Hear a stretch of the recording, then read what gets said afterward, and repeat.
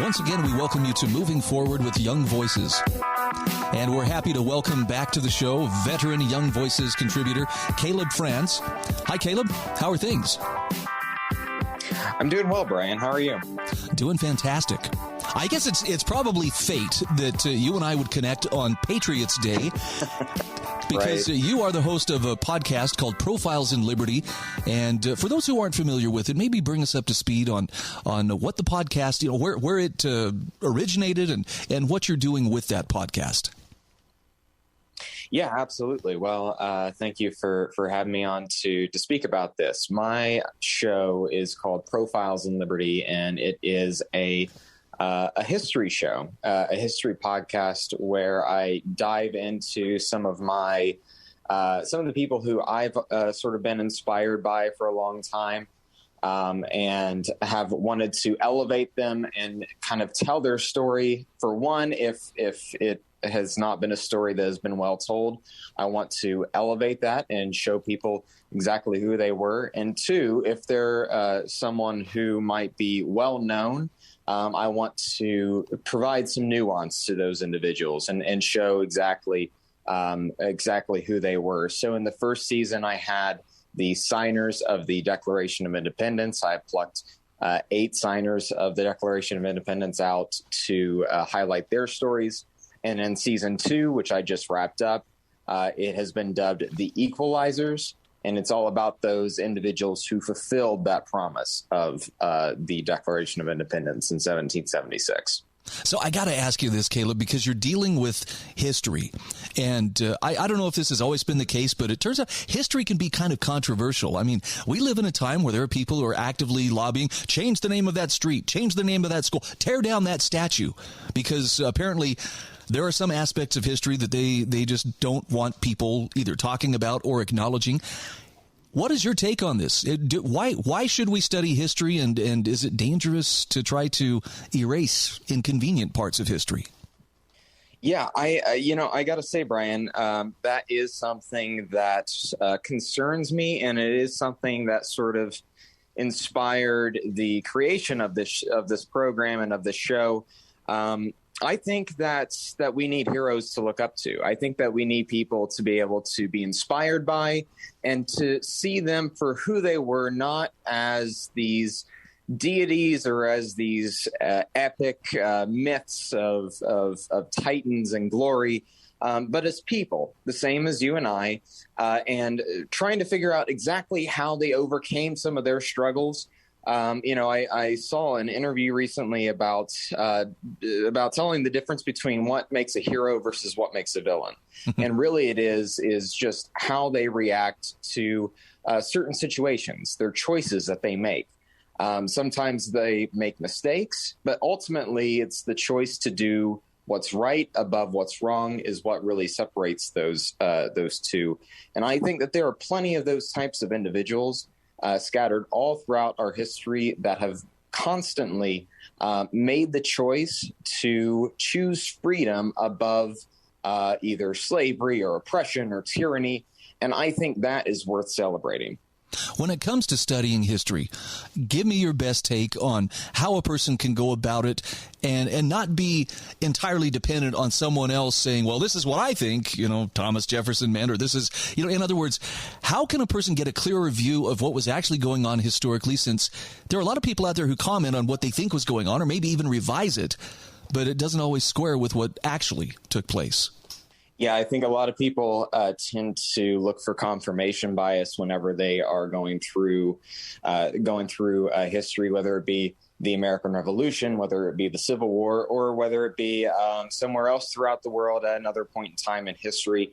A lot of it is through the lens of not necessarily objectively looking for the truth of the matter, but rather trying to find what confirms their own predetermined notions of what they want to find, and being able to cut that out and being able to find what the actual story is, I just think makes for so much more of a rich experience whenever I'm going through history and pulling together these stories for my show.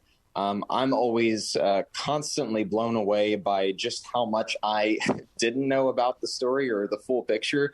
And it just makes for that much more of a rewarding experience. And hopefully the listeners can see that as they listen as well. It seems like there's also some danger in simply relying on what other people are saying. Now, I'm not trying to say that all textbooks are, something you can't trust, but let's face it, whoever's cutting the check for whoever's writing that textbook, it's probably a good bet that the content in that textbook is going to look favorably upon whoever is currently in power and, cutting the checks. Yeah, absolutely. I think I think that there are a lot of people currently, and this is sort of the dangers that people like Thomas Jefferson or James Madison sort of warned about, are the gatekeepers, those who have all of this knowledge and refuse to give it up without going through them first. Whereas these individuals believed in the diffusion of knowledge. And there can be some challenges that come up from that as well, certainly. But at the end of the day, the truth of the matter really is safer in the hands of the diffusion of knowledge. And I think that is really the best way forward, that if you want to get to the roots of it, it's pretty easy. I think sometimes it's challenging, but most times it's pretty easy to find what makes sense and what is the truth versus what's just someone opining in some sort of article or textbook or whatnot. And I think there's also the advantage of having hindsight to look at events. For instance, today is Patriots Day, celebrating April 19th, 1775. The shot heard round the world. This is when, the battle took place at Concord and Lexington. And, to us, for those of us who live in America, we're like, well, yes, that was the birth of American freedom. That's the day the American Republic was born. To the British, it was like, no, that's the day those terrorists, started shooting at our His Majesty's troops. And so there are different perspectives. And, how do you get a good, well-rounded view that doesn't get, pulled into one ideological side or the other? I think those perspectives, when studying history right, I do think those perspectives can enrich the original line of thinking, or it can completely refute that original line of thinking. But I think what is important to do is to make sure that you're not trying to go out of your way to try to fill up exactly what it is that you believe, and just to let the facts fall where they may. Does that take courage? It does. It takes a courage and humility, I think, for a lot of people, and it takes a lot to bite the bullet and say that I was wrong on fill in the blank. But the more that we're able to do that, the more that we're able to see just how incredible our story as Americans and the story of freedom can truly be. Let's talk a little bit about your Profiles in Liberty podcast. Now, you mentioned are you 3 seasons in now? I am working on I'm working on the 3rd season currently. I've started writing the scripts for it. We have season 1 and season 2 is completely ready for listening. So if anyone wants to go check it out, we have 16 episodes currently available. And just to give the listener an idea of the kind of work that goes into putting these episodes together, this isn't just Caleb sits down and off the top of his head says, here's what I think about, this given figure. Talk to me a little bit about the kind of research that goes into it. And if anything, what surprises you as you're doing that research? There is several months that go into each episode, a lot of preparation, a lot of script writing, and a lot of fact checking. A lot of times it's cross-referencing and researching to make sure that I have all my T's crossed and I's dotted, and make sure that I am presenting the information the way that it's supposed to be presented. And at the end of the day, at least for me, it makes for just that much more of an enriching experience. And it's something that I have received feedback from, that it seems like that is something that a lot of other people seem to agree with. So it's very time consuming and tedious, but it's very worth it. Okay, let's talk about where people can subscribe to this podcast. Absolutely. You can go and subscribe wherever you get your podcast, Apple, Spotify, wherever that may be. The show is called Profiles in Liberty, and season 3 is coming out right around the corner. Okay, we'll actually include in the show notes for this program a link to your Apple Podcasts link to your show. Caleb, great to talk with you. As always, keep up the good work. And where can people find you on social media? Yeah, you can find me at Caleb Franz. It's pretty simple. On Twitter, at Caleb Franz. All right. Thank you very much. We'll be back.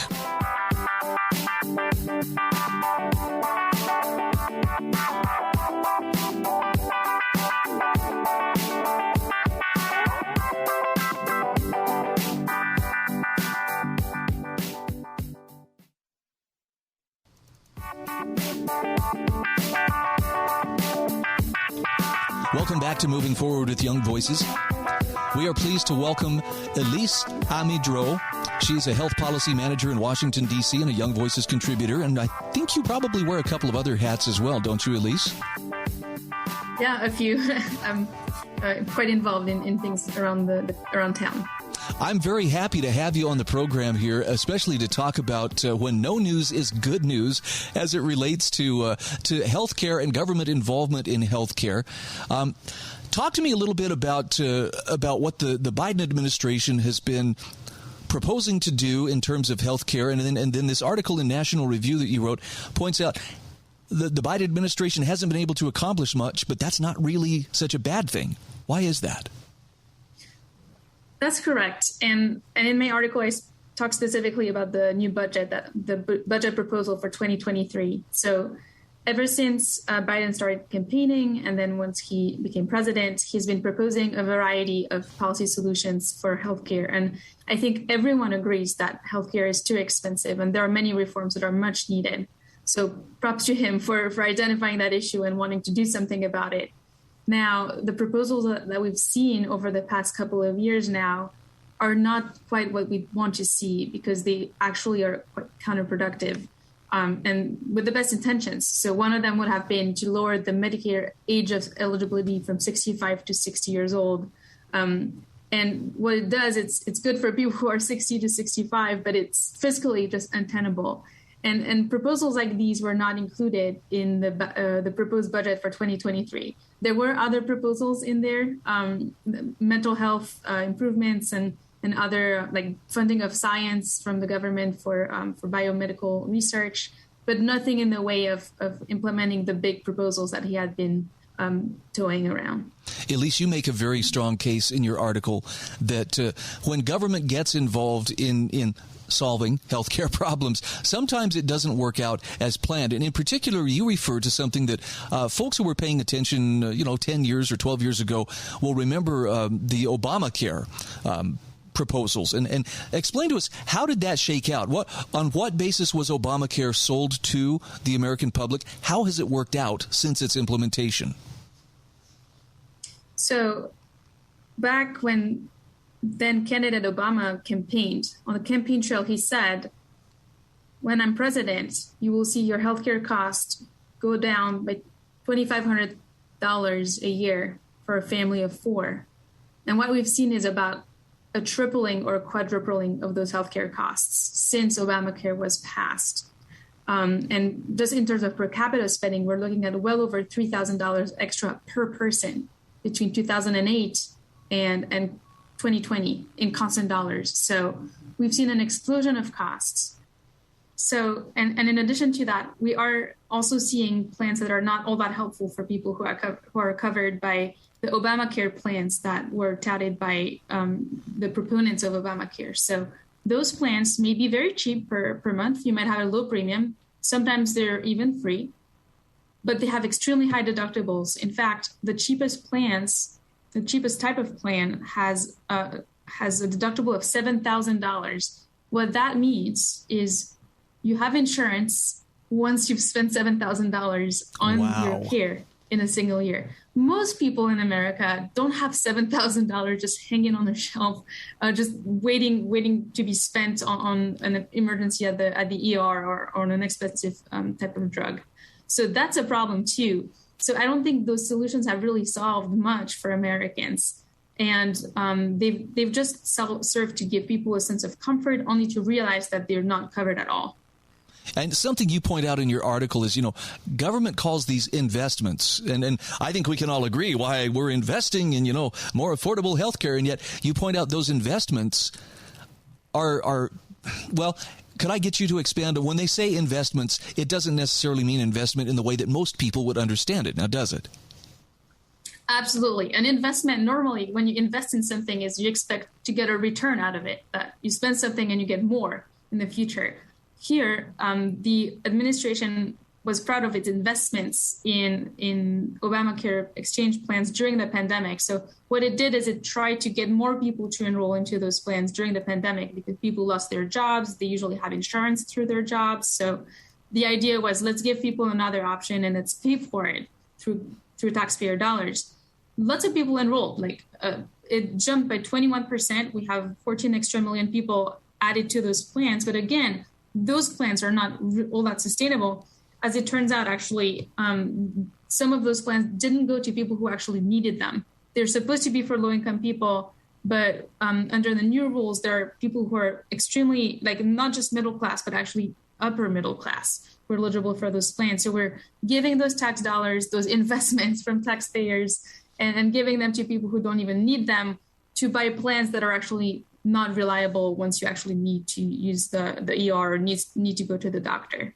I mean, on the one hand, I can understand why politicians would offer this, because it's going to buy brownie points. People, voters are going to respond. I think you mentioned in your article, even with those incredible, increased costs under the Affordable Care Act from Obama, Democrats still largely support it. But let's talk about what would happen if the free market were allowed to address those costs. Would government first have to get out of the way in order for that to happen? Yes, Brian, you're right. We should hope for the government to play less of a role. The reason why we don't have a free market system is that the government has decided long ago in the 60s that we needed to have Medicare and Medicaid and to pay for healthcare through government dollars. And that's just led to a spike in costs and not even full coverage. So instead, what we should have is let people have those dollars in their pocket, not give them through those government plans, but instead have them, be empowered to make their own healthcare decisions. You want to have a different type of healthcare plan? Go for it. There are new types of plans that exist where you have a subscription to a doctor, right? It's called direct primary care, where you get to go and see your doctor, as often as you want, like a Netflix subscription where you pay a monthly fee and that's what you get to do. Those are sometimes a much better fit for a family than just having a $7,000 deductible that prevents you from receiving any care.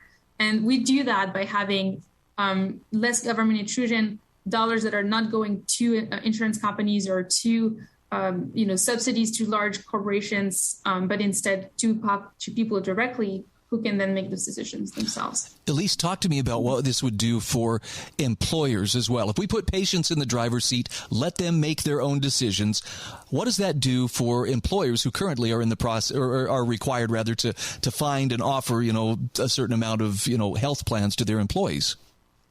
Absolutely. So that's a huge issue, because small employers especially struggle to offer health plans to their employees because it's a very high upfront cost. They're looking at anywhere from $8,000 to $20,000 per employee for insurance. And for the employees, the problem is they can't change jobs because they rely on this insurance as well.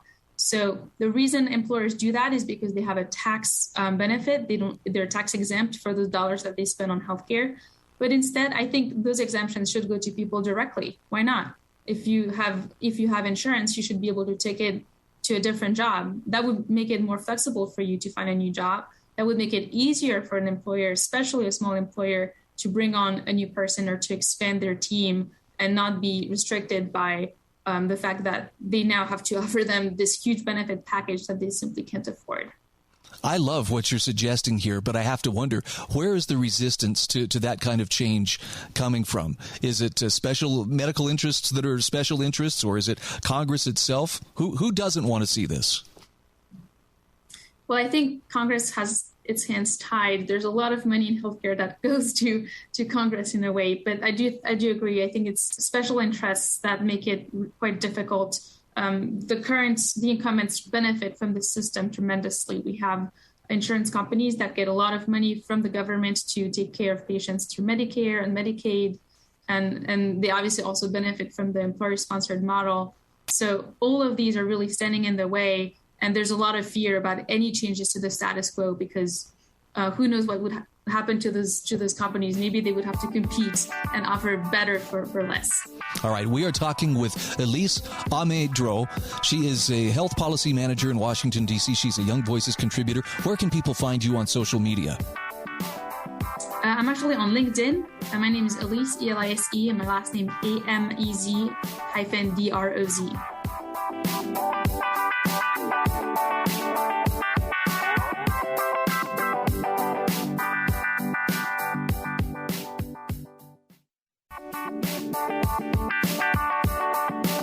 Welcome back to Moving Forward with Young Voices. And we are happy to welcome back a veteran of this program, Eric Peterson. He is joining us as a Young Voices contributor. And Eric, you're also with the Pelican Institute in Louisiana. How are you doing today? It is good. I am happy to be this far down south and avoiding most of the snow that our northern neighbors are getting. It's a good time to be in the swamp. I'm feeling like you may be rubbing it in just a little bit, but that's okay. Come summertime, you and I should talk again, and we'll see if I can rub in. Hey, it sure is nice to not have that humidity. Hey, I'm looking at an article that you have written for thecentersquare.com about how filtering bills won't solve problems. And I have to admit, I know you follow this because you are very tied into technology issues. This has not been on my radar screen, but I'm thinking it probably should be. What do we mean when we talk about filtering bills? Yeah. So last year, Utah passed a piece of legislation that said that any device on it had to have certain sort of filtering content on it to make sure that children were not inadvertently exposed to materials that a parent might be worried about. This obviously created a big problem because a state passing a bill like this, dealing with devices that go to all across the United States and all across the world, was going to be an issue. So they had a provision in the bill that this bill would only take effect if 5 other states passed it. And so a variety of other states also introduced this legislation this session. As the state sessions are winding down, thankfully, many of them haven't passed, but it's something that's definitely on like the tech policy radar going forward. All right. Now, on the one hand, I can see where most people's knee-jerk reaction is going to be, oh, it protects the children. Well, that must be a good thing. However, you point out in your article that this creates some practical as well as constitutional issues. What are those? Yeah, I think the biggest issue is that any time that you're writing a piece of legislation and trying to define content that is harmful for a minor, it's just impossible to do so in any sort of precise fashion, right? You know, if you took 10 people and put them in a room, they wouldn't agree on a definition, and trying to do so through legal language. Even our Supreme Court has really struggled over this issue, right? And so trying to put that into a law and then saying that a company has to come up with a product that is essentially perfect at filtering out whatever you mean lawmaker by this sort of material just isn't going to work very well. And I think the big concern that we have is obviously, the issue with parents and children and being exposed to things online is a real issue, is that if you create something like this and it doesn't work how you think, it's going to make parents feel secure that technology has solved this problem. And then it turns out it doesn't work very well. And you might be in a worse place than if you never created it in the first place. Well, it seems like a perfect example of the one-size-fits-all approach. It's well-intended, but reality is usually never that clear-cut, is it? I think that's right. And, there's a variety of companies that are taking a step at this, right? Whether it's, your device manufacturer, like your iPhone, your Android, your tablet, or your computer. They all have sort of different systems for parents to really monitor what kids are doing online, whether it's screen time limits, whether it's seeing what they're purchasing or what websites they're going to. And I think that this sort of approach does a lot more because it requires parents to be active in this. And yeah, it's going to be more work for parents. But if you're really concerned about what your children are doing online, just like anything, like who they might go play with down the street, it's going to take some active supervision by parents. Okay. So are there any, I don't know, wise or common sense alternatives to this that are being offered? You mentioned there's at least 5 states that have been considering this. Is anybody promoting or proposing something that might do the job without trying that one-size-fits-all approach? Yeah, I think there's been a lot more concern around the country and in Congress about children being online. I think some of those are a little overblown, but I am sort of optimistic dealing with children's privacy online. I think that's something that, a lot of people can get around. I think you can write pretty sensible rules for children to make sure that their data isn't getting out and being used in inappropriate ways. So I'm hopeful that lawmakers will take a really good look at that and then just, continue to make their voices heard with these companies, right? At the end of the day, these companies want to sell devices and, they're going to try to sell them to parents because parents are the people who have enough money to buy them for their children. And so if parents don't feel like they're providing them the features that they need to keep their children safe, that they won't buy them, or they'll go to somebody who does offer those features. And so I think, between dealing with sort of online privacy broadly for children and parents continuing to make their voices heard to these companies about the things that they want that will make them feel comfortable purchasing these things, you can really make some strong headway. Maybe I'm being too harsh in how I characterize this, but it sounds a lot like there are plenty of parents who would like to outsource that kind of stewardship over their child's online interaction to somebody else. Can't somebody just come up with a fix so that I don't have to be bothered with it? Because I can see where it would be time consuming, but still, I think it should be their priority primarily.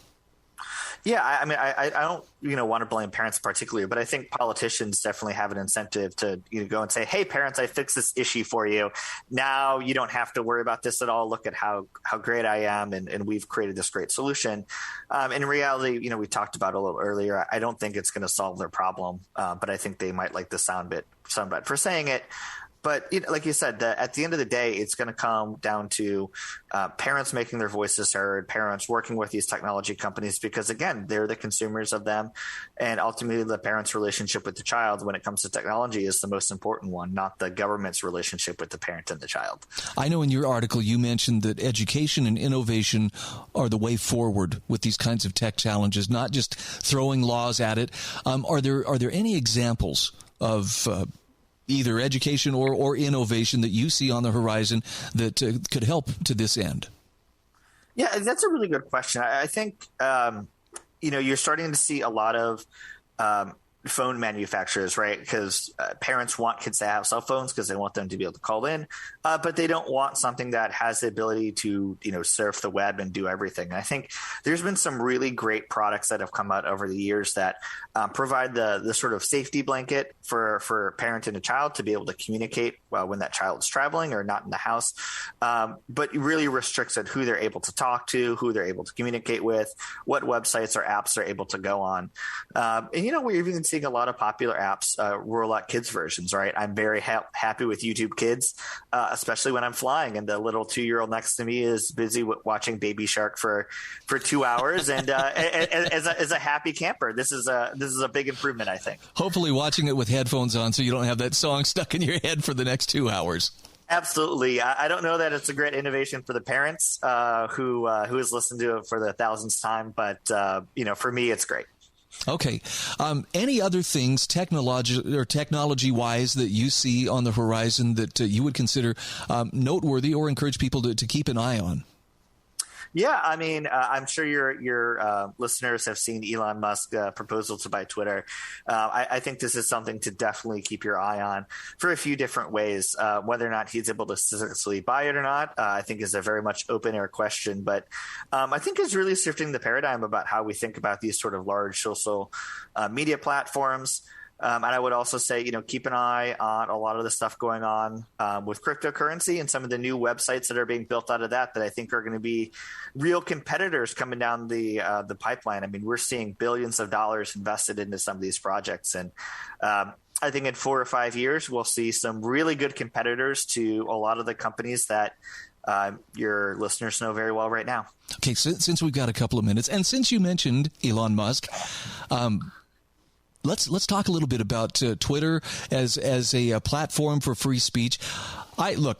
I'm not emotionally invested. I lurk on Twitter, but I don't post a ton of content. But I find that there are some very useful voices out there from whom I really feel like I'm getting a little bit better, more well-rounded view of the world. Talk to me about what kind of responsibility Twitter has, in your opinion, to be a marketplace of ideas versus to moderate content, in the interest of protecting society from dangerous ideas. Yeah, I think you hit on the two kind of competing opinions of Twitter, and I would disagree with both of them. I think Twitter's job is to serve the users of Twitter, right? They want to come up with new features and keep them on there, as opposed to going to one of the many other places where people can communicate and share ideas. I think part of the reason you see such a big freak out on Twitter about Twitter is because the people who are on there are tend to be very invested in it. And, they've been arguing on Twitter about how it should be moderated for a long time. It's kind of all out in the open. So, Musk, I think, buying it sort of threatens that ecosystem that they built up and might build something else. I would just say that, Twitter's users have stagnated. They're stuck at $300 or so million. They're not bringing in more revenue. So, from an investment perspective, they're not growing. And, it might be time to disrupt Twitter and see if it can become a more competitive social network. We've got about 30 seconds here. Can Elon Musk pull it off? That's going to be the real question. It's clear that the board does not want to have him do that. But, he has got the potential to tank the stock, though it turns out none of the board members own a lot of stock in Twitter. You're talking about some really weird incentives going on here, but at minimum, he's pulled the curtain back. All right, Eric, it's great to visit with you again. Where can people find you on social media? They can find me at Eric_Peterson_ on Twitter or at pelicanpolicy.org.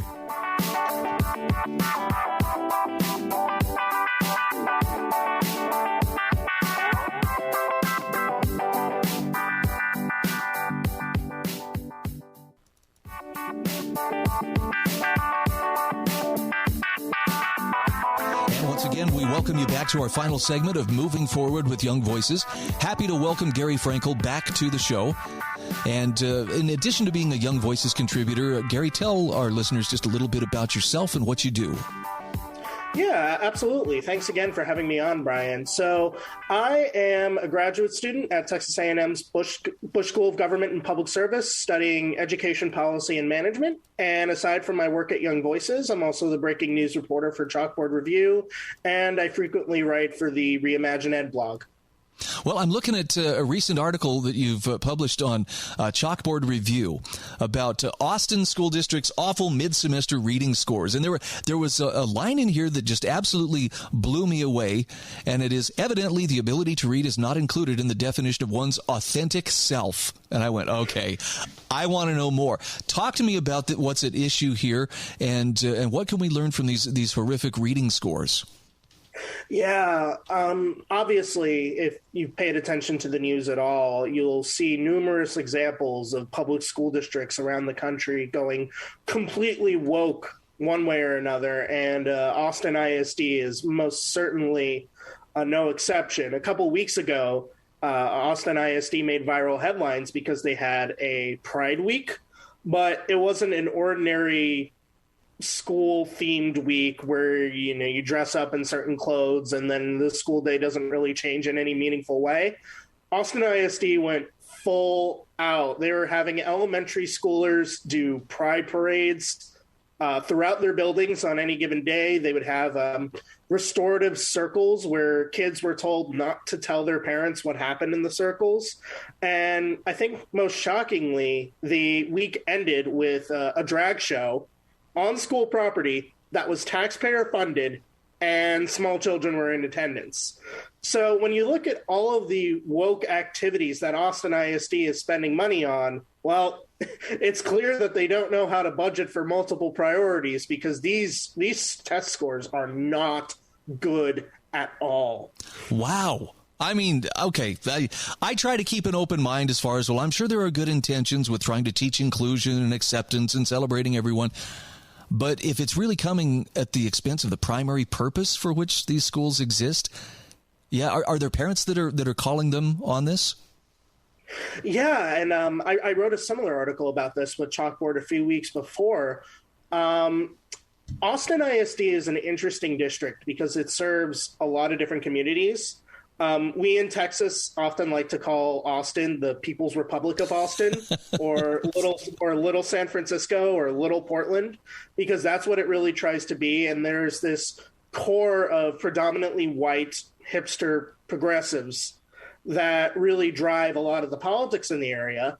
But what people don't realize about Austin is that there is a large and very traditional Hispanic community, especially in the eastern and some of the southern parts of the city. A lot of them don't speak English. They rely on their children for basic functions. And they're seeing some of the stuff that the schools are doing, and they're wondering why they're even in this country if this is the type of education that their children are receiving. So I have seen quite a bit of anger among Hispanic families in Austin, and as well as the small but existent portion of people who are not progressives in Austin are also just really unhappy with the direction the school district is going. Because when you think about it, the purpose of the school is to teach reading and math and other essential subjects. And Austin ISD appears to have moved those subjects off the totem pole in favor of not even educational equity, but this idea of activistic gender equity, where gender means nothing at all. And people may have, honest disagreements with, well, I don't want my kid being exposed to that. But let's talk about what are the consequences when kids are not able to read. What are some of the consequences that follow from that point on? Yeah, there was a really interesting study that looked at this very issue a few years ago. And for kids who are not reading at the level they need to be after third grade, and this was who the scores from Austin ISD is talking about here, it's third graders, kids who aren't where they should be in terms of literacy by third grades are less likely to graduate from high school. They're less likely to go on to college. They're less likely to graduate with a college degree, and they're more likely to end up in the criminal justice system. So it's not just numbers on an Excel sheet that these kinds of policies are really affecting. They're driving meaningful changes in performance, and not for the better. Well, and as you point out, the Austin ISD also had stricter COVID, response than many other school districts, which adds another level of complication to the situation. Yeah, absolutely. These effects would have been present anyway, but they're only magnified by the fact that Austin ISD was so insistent on its COVID policies for so long. Texas Governor Greg Abbott mandated that schools reopen in fall 2020, but Austin ISD did everything they could to encourage kids not to come in person. They had a very robust online option, which is good from a choice perspective, but in order for an online option to be viable, it has to be good. And Austin ISD's wasn't. It was haphazard and meant as a COVID protocol. And kids who did this remote learning experiment without preparation, without proper use of the internet, without all of the research that has gone into what makes virtual learning effective, Austin ISD didn't do any of that. And instead, they just went full on COVID protocol, woke paradise. And the beneficiaries are all the consultants that they're hiring to develop these programs, but the ones who are hurt in the end are the kids. And that's just unconscionable. And I hope I'm not casting aspersions by asking this, but what role did the teachers' unions play in terms of not only keeping the schools closed because of COVID, but also pushing the, inclusivity type of education? That's a very good question. And under normal circumstances, the teachers' unions would have played a very extensive role. Fortunately, in Texas, collective bargaining by public sector unions is banned. So while the teachers' unions exist, they have very little institutional power, especially in terms of guiding meaningful policy. But in a way, that makes the situation worse, because this is Austin ISD all on their own. It's not like they're being hamstrung by some outside force and that they really want to do something different. This is all them. This is what they want to do. This is what they want. Now, obviously, this is going to not sit well with some people, and I'm curious, what are the steps being taken to either address this or even reverse this course? Yeah. The thing is that local control of school districts is a double-edged sword, because you free the local school district from a lot of the really harmful interventions of state and federal government. But when the local school district is the one going wrong, there's very little that you can actually do about it. What people can do right now is that they can push for school choice. Austin has charter schools and private schools that have waiting lists a mile long because families want to get out of that school district. And we need more choice. We need more options. We need more charter schools. We need more private schools. We need more of any kind of school that's not Austin ISD. So in the meantime, parents, concerned community advocates, they can form micro schools. They can look into what options are already there and see if they can get on a wait list. And long term, I think that the Texas legislature needs to expand school choice during the next regular session in 2023. They've been slow on that for a really long time. And considering what's happening in our public schools, I think that's an unacceptable position to hold at this point. I know this may sound extreme to some, but I hear the phrase, what we need is a separation of school and state. And my heart tells me that's probably where we can take a lot of these agendas out of the equation. But I have to ask you, Gary, is that realistic? Is that something that maybe generations away before enough people would consider doing such a thing? Yeah, the inner libertarian in me is all for that. But on a practical level, that's, I think at least, extremely unrealistic at this point in time. I think that for the foreseeable future, millions of kids are still going to attend public schools. I attended public schools all my life, no matter what options are available to them. And I think policymakers and advocates should operate with the understanding that this is an option that people are going to choose. So I think there's value in talking about public schools, making policy around public schools, making sure that public schools are as effective as they can be, all the while still understanding that parents should have the maximum amount of choice as is feasible in our current regulatory and policy environment. I mean, several state constitutions have it enshrined that there has to be public schools of some kind, not just publicly funded education. So I don't think there's any getting rid of it. Improving it is going to be really, really hard and take a really, really long time. But I think choice is probably the fastest option that we have. Okay, well, it'll be interesting to see if reading and literacy come back into fashion. Gary, where can people find you on social media? Yeah, you can follow me on Twitter at Frankel, and my writing is frequently in Chalkboard Review, Reimagine Ed, and some other outlets. Thanks so much for being our guest today on Moving Forward with Young Voices. Thanks, Brian.